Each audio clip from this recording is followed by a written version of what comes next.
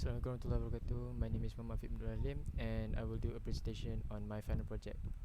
So this book is based on SDG 4, and the story that I want to tell the children is the story of Eid Adha. So this book is divided into 6 parts. Now the first part would be an introduction to what they will learn about Eid Adha and when is Eid Adha. Second segment would be events in Zulhijjah.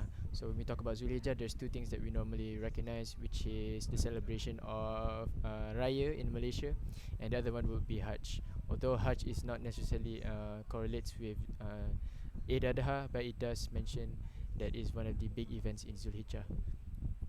Next would be the history of Eid Adha. So it tells the story of the Prophet Ibrahim alayhi salam when he is given the command by Allah subhanahu wa ta'ala. Now, the story is very simplified. It's not more of the timeline of what happens. Instead, it's a story of how, of why we should learn, of what we should learn from the story of Ibrahim alayhi salam, of the lessons that we can learn, why we should be grateful, why we should be committed to our gods, and whatnot.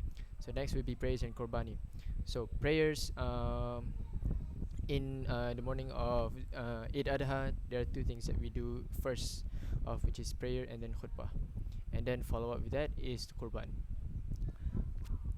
Now the prayer, it tells the story of what is told in the khutbah, what we do in the prayers, um, because they are very special. Okay, there's Eid Adha is a very special occasion, and these are very special. Mm, like it's a thing that we do during Eid Adha, which is special only in Eid Adha. So they need to know all this stuff. So next is a storytelling of what is a Qurbani. So here it just tells you what is a Qurban, what animals you accept in Qurban, how does animal get accepted to become a Qurban, the qualification for them to be in a Qurban, and how they should be slaughtered. And then the last one is why we do Qurban, because it's a story of because Eid Adha is more towards a family orientated celebration. We give to each other and whatnot. And lastly is family and prosperity. So this one tells more about the celebration of Eid Adha in Malaysia.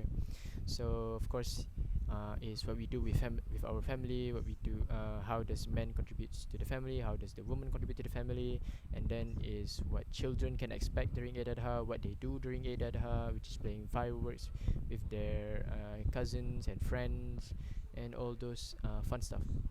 And then at the end is a quick compilation of everything, of which is why we should be grateful, why we want to celebrate it, why is it a good thing to for us Muslim to have this celebration. And then it asks the question of why we are they excited to for their Eid Adha. So I think that is all from my book. There's nothing else to say. Besides that, I think that I did a pretty good job in conveying what Eid Adha is to them. Thank you.